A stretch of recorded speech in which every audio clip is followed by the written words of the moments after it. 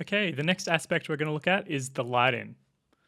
So if we move back a bit here, let's do what we did before and search light up here. Now it seems like somewhere along the lines, I actually pressed G. So you'll notice if you press G, you'll turn on and off the icons on your screen. So these include the camera and the lights.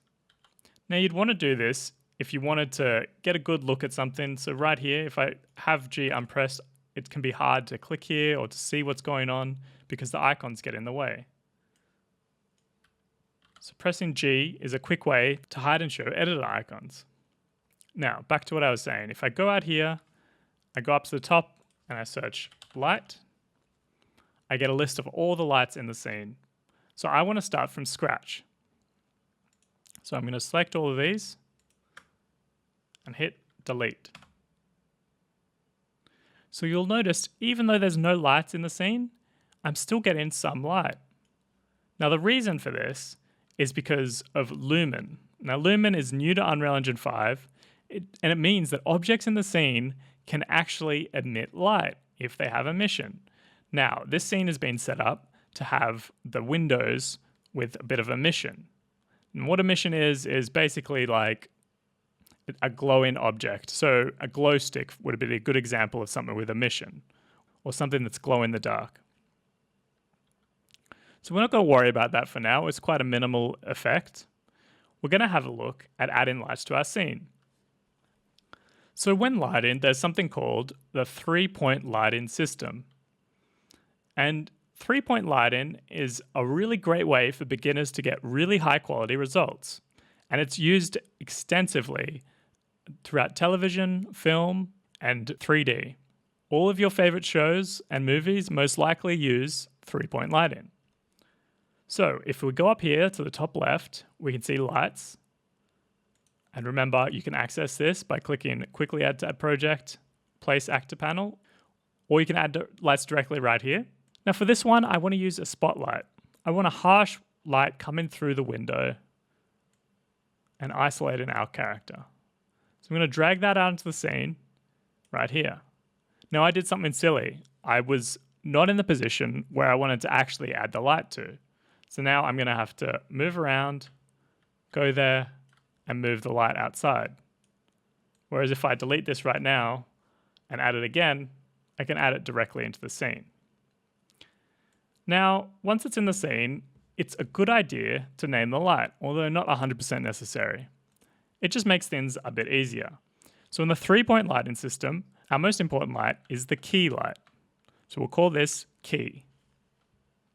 Now that I've added my spotlight, I'm just going to position it and rotate it down. So what I'm looking for in the scene is light coming in and kind of hitting his feet and making it feel like he's missing out on the world outside, to kind of accentuate that mood of loneliness. I'm going to move it there, and it's very hard to see right now what's going on because there's not much light coming from this. So let's choose something silly, up it to 24. So let's up it even higher. Let's just drag that until it's at a level we like. It's actually all the way up there. And see how if I drag this down, it shows the minimum of 0, and then up, it says 160, and it won't let me go past that. Oftentimes in Unreal, you can actually go past this number. So if I click right here, and I highlight the text, I can type in something even higher. So I'm going to type 320. Let's double. And there we go, I've gone higher. So I'm going to move this light, let's see.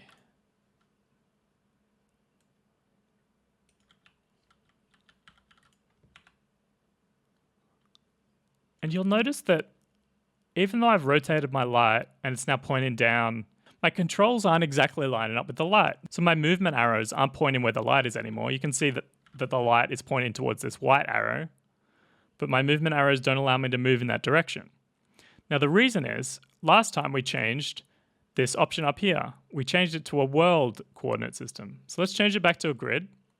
And now it becomes much easier to handle because X is now pointed towards the light Z is up, and Y is left to right. So I'm just having a look down here in the bottom right.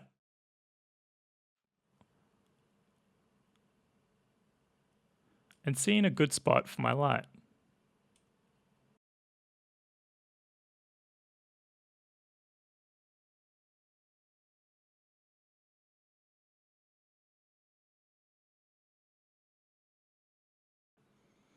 So once you're happy with the position of the light, I'm going to draw your attention to where it says preview right here.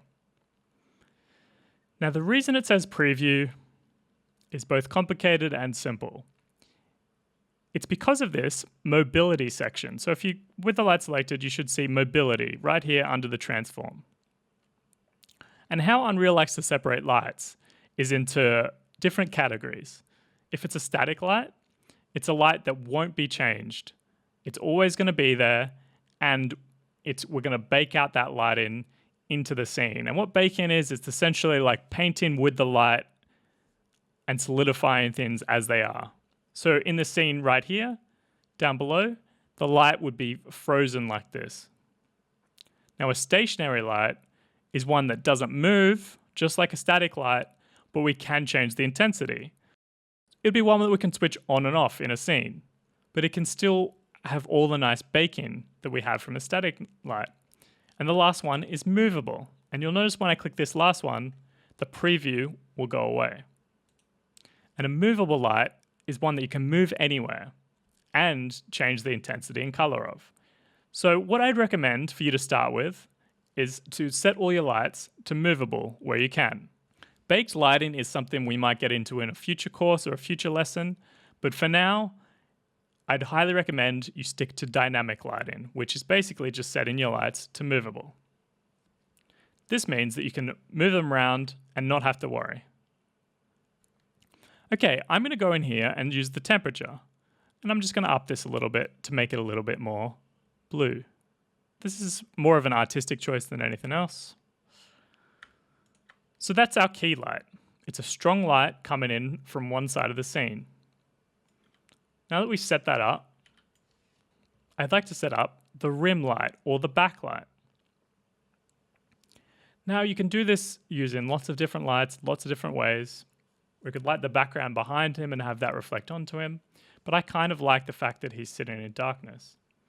So we might actually go with something similar to what we had before, with a point light dragged in to the middle of this. So immediately I want to go to the temperature, and I just want to change this to 3200. I want to change it to that tungsten warm light, just to get that contrast between the two. And we've got our preview problem, so I'm just going to go over and hit movable. That preview warning is going to go away. And you'll notice it's much harsher than it was before. We've got this really hard line, and I don't much like that. So I'm going to go over here to source radius.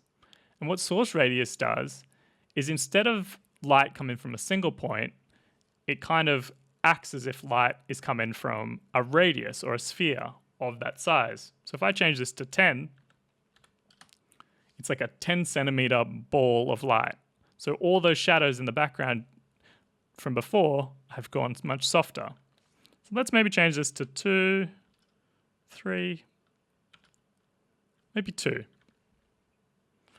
I'm going to turn the light intensity down as well, because this is way too much. So I want maybe like a 1.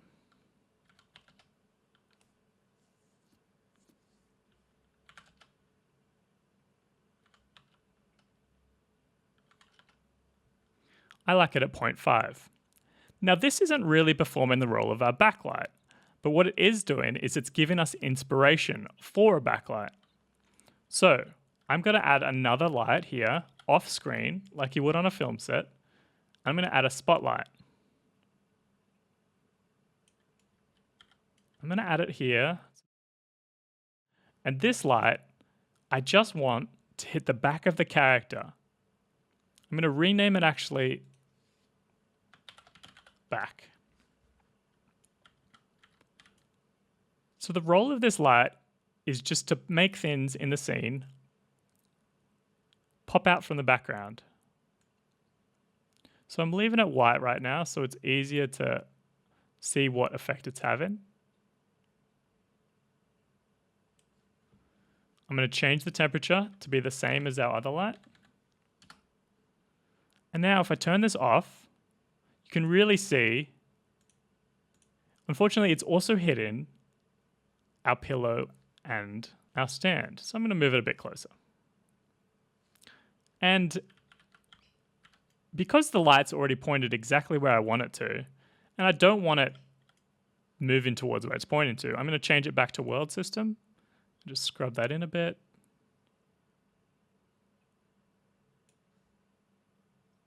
So now if I turn it off and on, we have this weird shadow on his torso. So we need to lift that up a bit. There we go. There. Once we turn it off, you can really see how it helps pop out the character from the dark background. And this is the role of a rim light, to bring more three-dimensionality and interest to our subject. Okay, now we've got our rim light and we've got our practical light. Let's actually call this one, set a point, let's call it practical. Okay, and now for the last light, we're going to get a fill light, a light to fill in all the shadows, bring up everything a little bit. So a cheap way to do this might be to add a skylight, set it to movable, and let's set the intensity to something like 20.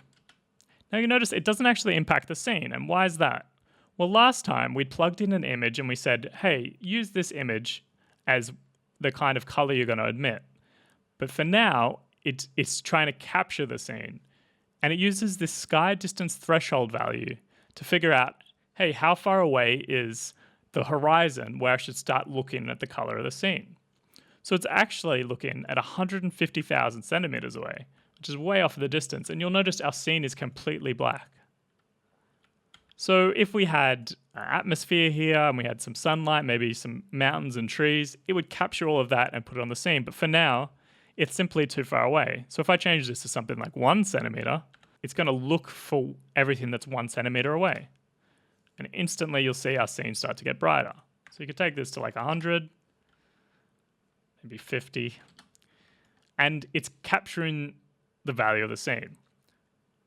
But honestly, I don't think we should use that for now. Let's try and stick with something that makes a bit more sense. So I'm going to go in and I'm going to add a rectangular light. I'm going to move it up and I'm going to turn it around. Because it's behind the camera and it's a rectangular light, the impact of the shadows are minimized. So it's kind of just helping with the scene, but not dominating it.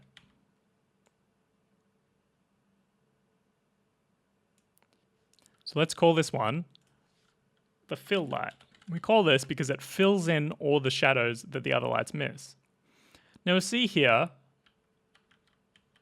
what I'm talking about with the shadows. There is quite bold shadows here, especially because it's a bit too bright right now. But through the camera and through the lens, we don't see that. They're not really visible. So this is one of the key attributes of a fill light. So I'm going to take this down a bit. Generally you want your fill light to be a little darker than the rest. It's just there to bolster up the shadows a bit. We have our 3 lights, our key, our fill, and our backlight. And we can go through and start making changes. So I would think the key light could be a bit more blue. So I'm just going to slide up the temperature right here. Just a little bit more blueness to our scene. And I think our backlight and our practical light are a bit too orange. So I'm going to move this up. Maybe let's try 3600, 4000. So it's hard to tell right now because I'm affecting one light, but there's a lot going on in the scene. So what I can do is up at the top right in the outliner, I can click on these eyes. So if I click that, I turn off the visibility of the fill light, the key light, and the practical light, and I'm just left with this backlight. So I could really tune in and figure out exactly how intense I want it and what color. So if you compare 4000 to 3200 now, you can see it's actually making quite a bit of difference. So I think if that's 4000 and I get my practical light and select that, I can change this to 4000 too. and I'll get something that's a little less orange. This is a great way to perfect your lights and really make sure they're suiting the purpose. So doing that, I've actually noticed that these shadows here on our backlight are a bit harsh. You see them right here? So I'm going to go in and I'm just going to change that source radius to something a bit higher, like 3 or 4, just to soften that out a little bit. Okay, now I'm going to go back up the top right and turn these all back on. And there you go. We've learnt about 3-point lighting. We've learned about light mobility and light baking a little bit. And we've used a bunch of different lights to light our scene from scratch.